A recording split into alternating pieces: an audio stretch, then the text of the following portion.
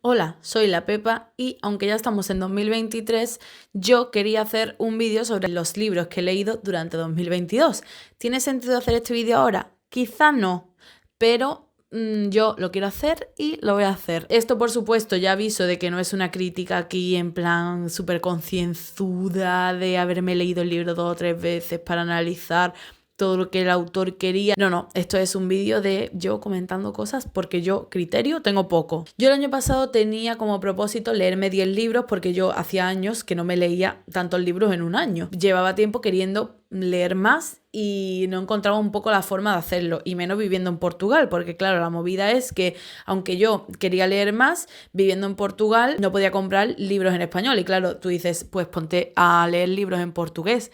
Claro, sí, sí, estaría bien para aprender portugués algún día. Pero lo que pasa es que muchas veces simplemente te apetece leer porque te apetece leer, no es que tú quieras leer para aprender otro idioma. Entonces, pues eso, quería leerme libros en español y claro, en Portugal pues un poco difícil. A ver, encontrarlos se pueden encontrar porque tampoco es tan difícil encontrar libros en español en Lisboa, pero claro, igual los libros en español que encuentro no son los libros que a mí me gustaría leer. Total, que cuando empezó 2022, para Reyes me regalaron esto, que se ha convertido en como mi cosa favorita del mundo. A mí me hablaron hace años ya de los ebooks y todo esto, y a mí me parecía una soberana chorrada, porque la gente tiene una forma muy mala de vender el ebook.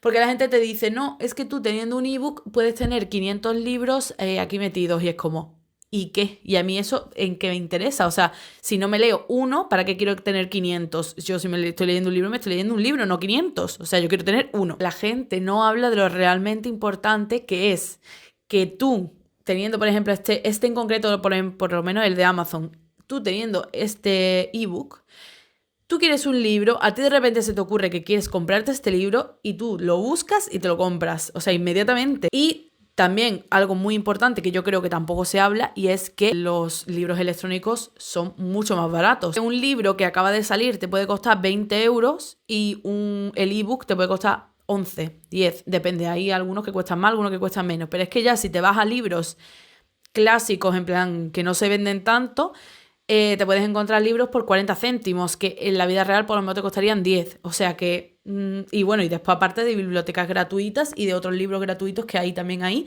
que también puedes encontrar. También se juntó otra circunstancia este año que me ha hecho también leer más, que es que pasaba mucho tiempo en transporte público.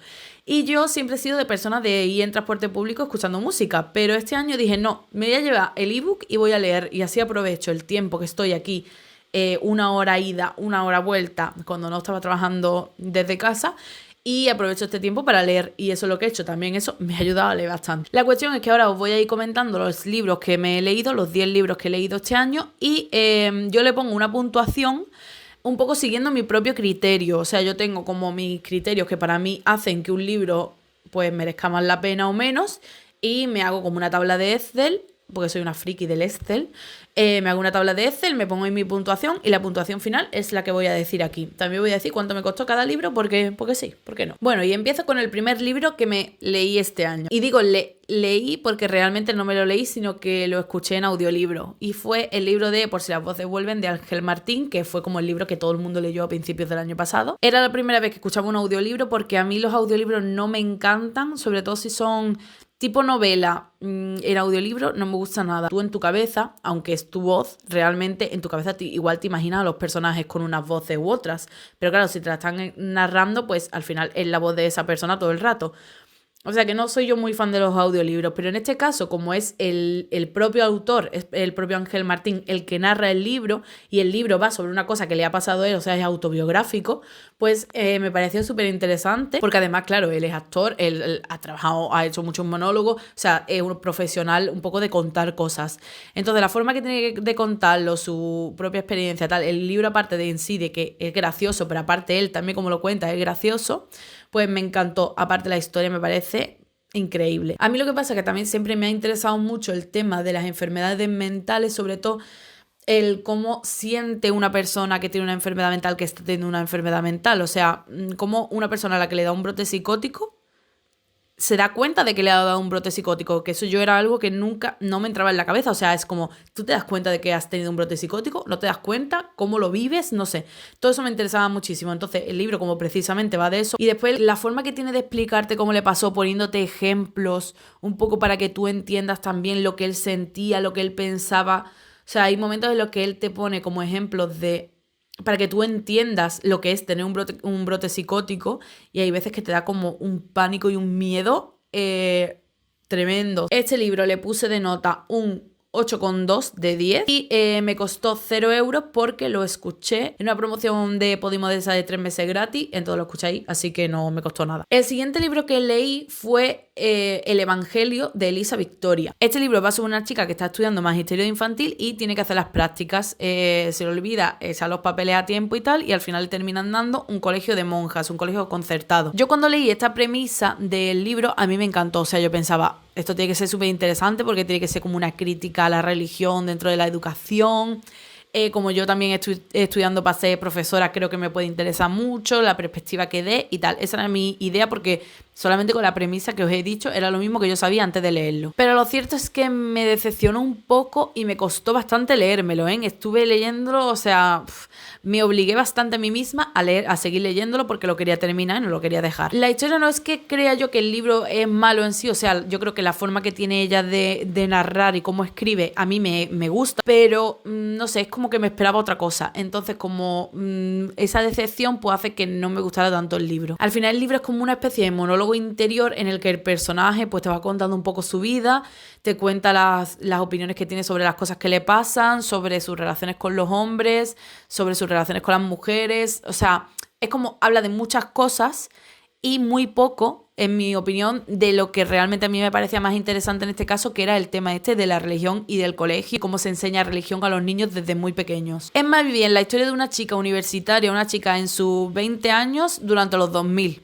Podríamos decir que esa sería realmente la premisa, y que aparte la circunstancia de la vida es que es maestra y que le dan un colegio de monjas, pero eso no es tan importante para el libro en realidad. También me pasaba que en ocasiones me parecía un poco repetitivo porque, claro, el libro no tiene apenas diálogo, es casi todo su monólogo interior, es como todo el rato sus pensamientos y contando historias que le han pasado. Entonces, claro, al final los diálogos siempre hacen que la lectura sea más dinámica. Y claro, también eso, como no hay demasiada acción, porque casi todo es un monólogo interior, el personaje tampoco notas tú que esté avanzando. Simplemente sí, estás conociendo al personaje, pero no notas un avance real de que el personaje pase por una historia que le cambie, sino yo creo que el personaje básicamente empieza y termina un poco igual. Si el personaje hubiera sido una persona religiosa que pasa por esa experiencia, ve lo que hay y no le gusta y entonces cambia su opinión, pues tendría sentido. Pero el personaje es ateo cuando entra y cuando sale también. O sea, es que no sé, como que no vi mucha evolución en el personaje. Otra cosa muy buena que tiene es que si has sido una mujer adolescente o joven de 20 y pico años en los 2000, yo creo que te sientes identificada con muchas de las cosas que cuenta, porque como hemos crecido en esas dinámicas, al final te vas a sentir que las experiencias que cuentas son muy parecidas a las que tú has vivido. Por lo menos a mí esa es la sensación que me dio. Este es además el único libro en papel que me he leído este año, porque me lo compré de segunda mano en Wallapop.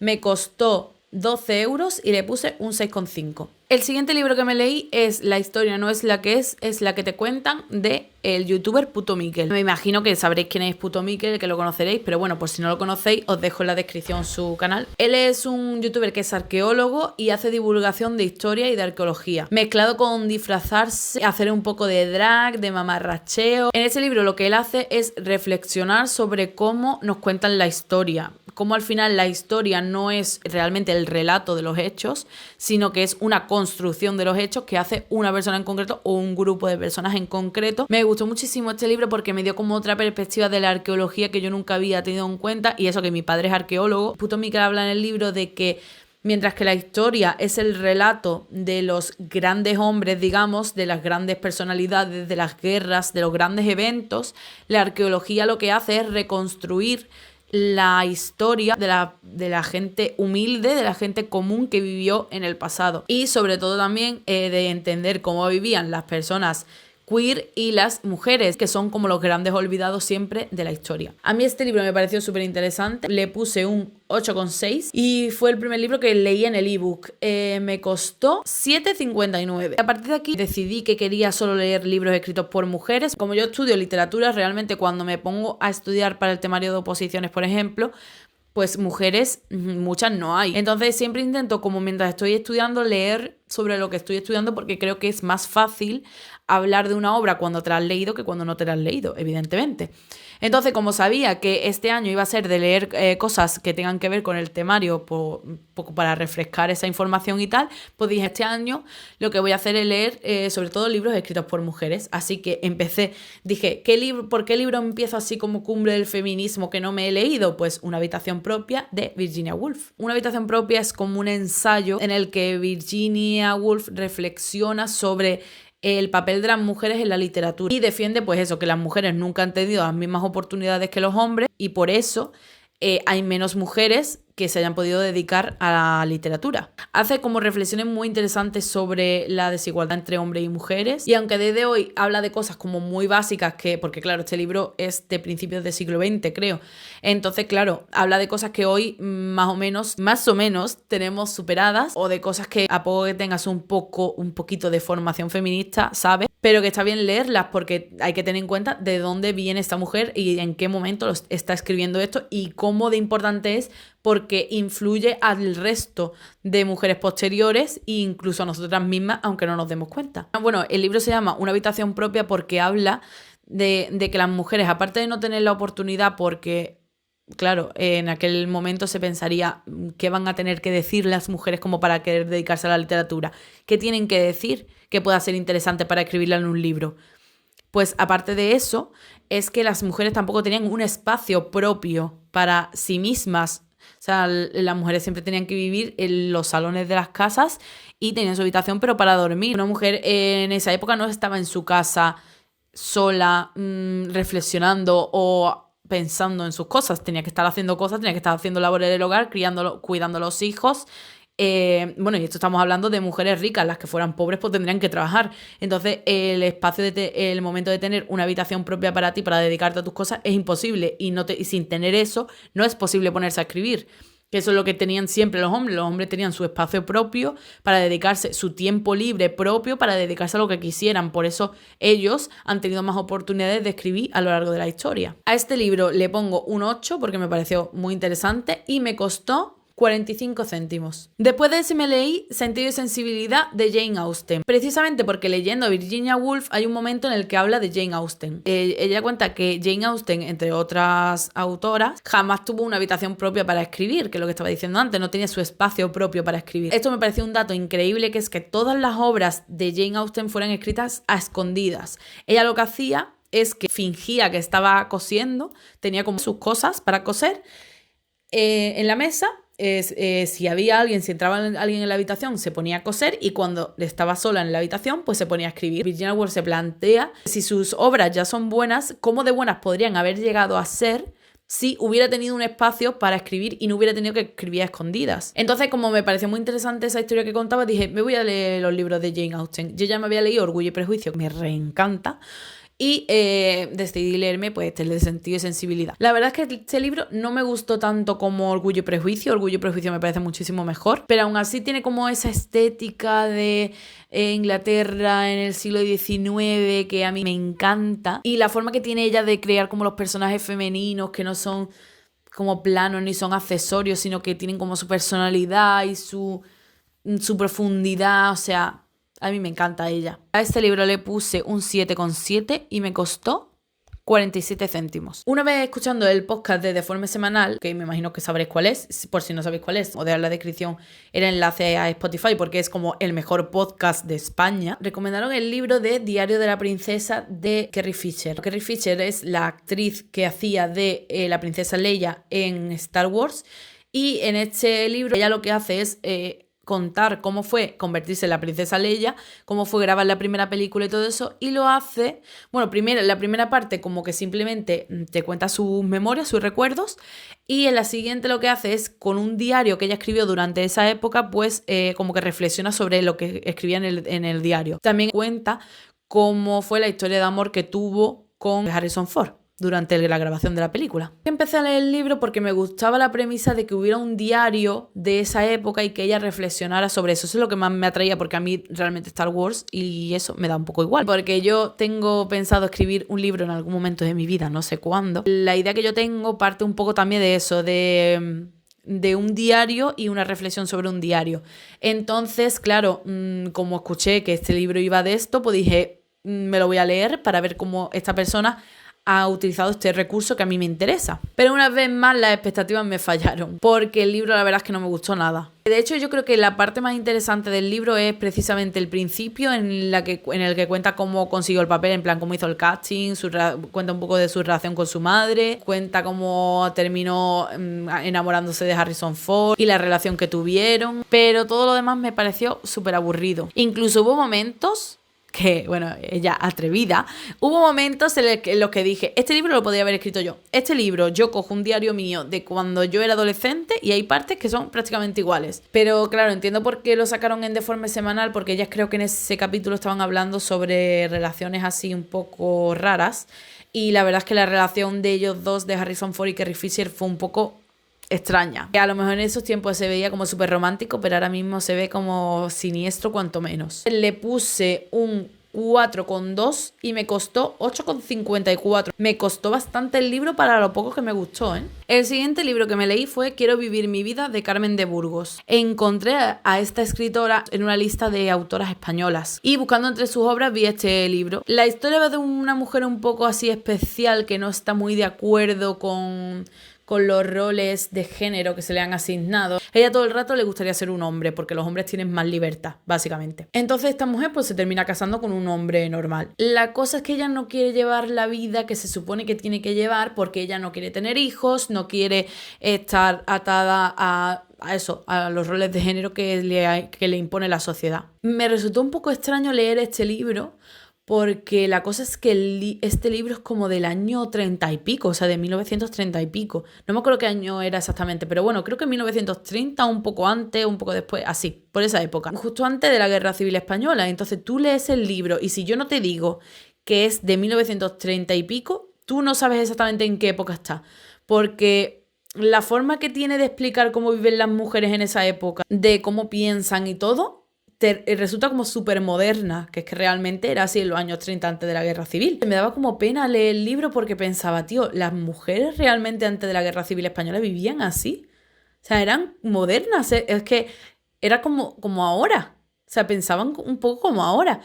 Y después vino la Guerra Civil y vino una dictadura y las oprimió tanto. El cambio de vida que tuvieron que tener esas mujeres tuvo que ser tan brutal. Es como si de repente ahora mismo hubiera una guerra civil en España, ganara también como la parte súper conservadora y nos obligaran a tener una vida de eso, de ser las perfectas casadas, de comernos en la cabeza con cómo tiene que ser una mujer y que todo lo que tú has vivido anteriormente te tienes que olvidar de eso, porque eso ya, olvídate, porque eso ya, tú ya no puedes tener la libertad que tenías antes. Entonces, no sé, como que me resultaba súper extraño leer el libro y un poco como que me chocaba. Y a ver, la historia del libro en sí tampoco es demasiado interesante, o sea, simplemente la mujer con los dramas que tiene con el marido, no sé qué, o sea, no es un libro que tú digas, uy, me ha cambiado la vida, simplemente me llamó la atención y lo que más me gustó fue eso, fue el choque que me producía. Me gustó mucho la forma de escribir de ella.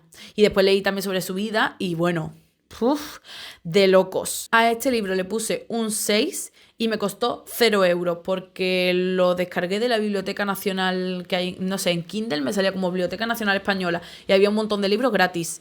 Y estaba este y me lo descargué, así que 0 euros. Bueno, el siguiente libro que me leí fue Señoras que se empotraron en el siglo XIX, que creo, esto yo no lo sabía, lo vi después, que forma parte de un libro más amplio que es Señoras que se empotraron hace mucho. La autora es Cristina Domenech, que después vi que esta mujer fue como súper conocida en Twitter y tal, que hacía un montón de hilos hablando de mujeres y tal, pero bueno, yo esto ni idea porque yo Twitter lo abandoné hace muchos años. Me pareció este libro súper entretenido, súper fácil de leer, muy gracioso, muy optimista, muy también de ese rollo de saber que en el pasado no todo fue tragedia y no todas las mujeres vivieron atrapadísimas, sino que hubo mujeres que pudieron expresarse y vivir de otra manera, porque bueno, también porque tuvieron las circunstancias adecuadas para ello y tal, pero bueno, que saber que eso pasó, pues no sé, a mí me daba como alegría. Y habla de eso, de mujeres lesbianas que tuvieron relaciones en el pasado y cómo vivieron su vida básicamente. Porque claro, también pasa mucho normalmente con las historias de lesbianas, bueno, y de gays y de, bueno, en general del colectivo LGTB, es que siempre terminan en tragedias, como, bueno, especialmente antes, ahora ya no tanto, pero rollo las películas y todo eso que salían en los 2000 era como, hay una lesbiana, te quedan 2 telediarios, recordemos Buffy y Cazavampiros, por ejemplo. Es como, tío, me apetece ver una historia de esta gente que no acabe muriéndose de sida, suicidadas, no sé, que tengan un final feliz, ¿no? Y también habla de la persecución que sufrieron y todo eso, pero que en el fondo te deja como un regustillo así optimista de que todo puede salir bien y que se puede ser feliz. Le di un 9 y me costó 1,42. Buscando sobre los libros que había en la Biblioteca esta Nacional, que os digo que me costó gratis el anterior de Carmen de Burgos, encontré Los Pazos de Ulloa de Emilia Pardo Bazán, que yo nunca me la había leído. Esto es como un clásico de la literatura española y además como me viene bien leerlo para lo que estoy estudiando y aparte como está escrito por una mujer, me coincidía perfectamente con lo que yo quería. Este libro me pareció súper interesante y me encantó. Y después leí críticas por ahí de gente que no le gustaba y yo flipando en plan, tío, pero si este libro es como una telenovela. Primero porque la forma en la que está escrito es increíble, cómo te enseña los personajes que son pura España. Me sumergió muchísimo en la historia que retrata, cómo retrata, por ejemplo, la casa, la de los Pazos de Ulloa, cómo la describe la casa. Es como que tú notas esa decadencia nada más que con la descripción que hace. No sé. El miedo, o sea, todo el miedo que da, toda la tensión que hay en la historia, no sé, como que está muy bien escrito, muy bien explicado todo y te sumerge muchísimo. Sí que es verdad que tiene una parte un poco larga, que es por lo que no le he puesto tanta nota, que es una parte en la que habla de las elecciones y se pone un poco a hablar de más, creo yo, sobre la situación política del país en ese momento y es como... Realmente no me interesa, Emilia. A ver cómo te lo explico. A ver, es que si me das unas pinceladas como para que lo entienda y tal, pues mira, vale, pero es que me estás explicando como demasiado... Es que de repente parecía que se había parado la narración. Bueno, de hecho es que se para la narración de la historia principal solo para contarte, como en un libro de historia, de texto de historia, de que este se presentó a las elecciones y no sé qué, y estos estaban por aquí, este lado, y este perdió las elecciones, y esto hizo esto... Que es un poco como, Emilia, ¿qué estás haciendo, cariño? No ibas muy bien con esta historia que es la que nos interesa, que encima la historia es principal es como que es bastante interesante, o sea, que no es aburrida. Y es como, ¿por qué me paras aquí la narración para contarme esto? Tiene sentido dentro de lo que es la historia que lo cuente, pero como que se extiende muchísimo y te corta el rollo. A mí me cortó el rollo. Pero quitando eso me gustó mucho, le puse un 8,3 y me costó también pues 0 euros en la Biblioteca Nacional. Bueno, y por último, el libro que yo creo que es mi favorito de este año y que es de mis libros favoritos a partir de ahora porque me dejó, no sé, muy impactada, ha sido Hambre de Roxane Gay. Escuché hablar de este libro hace bastante tiempo a Victoria Martín en Estirando el Chicle y no sé, como que me interesó mucho como lo que ella contó de lo que iba el libro, me lo apunté y ahí lo dejé. El libro es como una biografía de ella, pero más que de ella, centrándose en su cuerpo, en la historia de su cuerpo, digamos. Y cuenta cómo con 12 años sufrió una violación múltiple y cómo eso provocó que ella tuviera tantísimo miedo a los hombres y tantísimo miedo en general y tantas inseguridades que la única opción que encontró para intentar sobrevivir a eso y para intentar que no le volviera a pasar fue comer sin parar hasta engordar lo suficiente como para no ser atractiva y para ser lo suficientemente fuerte como para que si le pasaba otra vez poder defenderse, digamos. El libro es durísimo, te deja como muy mal de tú piensas cómo le puede pasar eso a una niña de 12 años, de cómo puede sobrevivir a eso una niña de 12 años sin contárselo a nadie, porque no se lo contó a nadie, ni a sus padres, ni a nadie, o sea, no tuvo ningún tipo de ayuda psicológica, y cómo eso desembocó en que se convirtiera en una persona pues totalmente retraída, totalmente destrozada por dentro, con una inseguridad brutal, sin autoestima ninguna, que permitiera que todo lo que le pasó después en relaciones posteriores porque pensaba que no merecía nada. pues eso, o sea, una vida completamente y absolutamente destrozada. Lo recomiendo por un lado porque es muy interesante, pero por otro no lo recomiendo porque es difícil de leer, es duro. También como habla de sí misma, con el desprecio que habla de sí misma, es difícil escuchar a una persona hablar tan mal de sí misma cuando lo ha pasado tan mal, porque es como, tío, has vivido una situación tan horrible que lo que menos me apetece es que hables tan mal de ti misma, lo que me apetece es abrazarte y quererte. Es como una escritora que es muy conocida en Estados Unidos y tal, y es como demasiado bien estás y demasiadas cosas buenas has hecho para lo destrozada que estás por dentro. Es súper interesante las reflexiones que hace sobre la gordofobia y de cómo trata la sociedad a las personas gordas. Y si eres una persona gorda es que te vas a sentir identificada 100% con lo que cuenta, aunque no hayas vivido una historia tan traumática como la de ella. Lo único que no me gusta del libro es que tiene momentos un poco repetitivos. Por un lado te cuenta su historia, de todo lo que le pasó, de cómo lo vivió, tal, y de todo lo que vino después.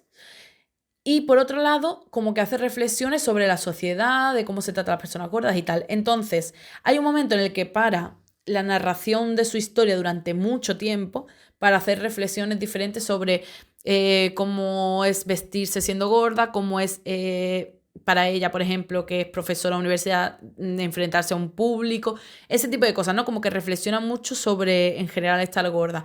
Y claro, tú, en verdad, hay parte de su historia que quieres seguir sabiendo qué ha pasado, como en qué momento pasó esto, cómo hiciste esto. Se vuelve un poco repetitiva en las reflexiones porque tú realmente lo que quieres saber es más sobre su historia personal. Pero bueno, aparte de eso, que es solo durante una parte del libro, a mí me gustó muchísimo. Le puse un 9, de hecho, y me costó 9,49. Y ya está, estos son los libros que me leí en 2022. Espero seguir leyendo mucho este año y poder hacer otro vídeo el año que viene con mis lecturas de este año 2023. Dejadme en los comentarios si habéis leído alguno de los libros que he mencionado o si te ha llamado la atención alguno de los que he comentado y te gustaría leerlo. Y déjame también recomendaciones de libros que leyeras el año pasado. Si te ha gustado este vídeo, dale a like, por favor, y suscríbete para saber cuándo subiré el próximo vídeo. Y también suscríbete para que yo consiga llegar a mi objetivo de 500 suscriptores este año, por favor, que el otro día lo vi y el 70% de la gente que ve mis vídeos no está suscrita. Así que por favor suscríbete, que sé que me estás viendo. Gracias por verlo y adiós.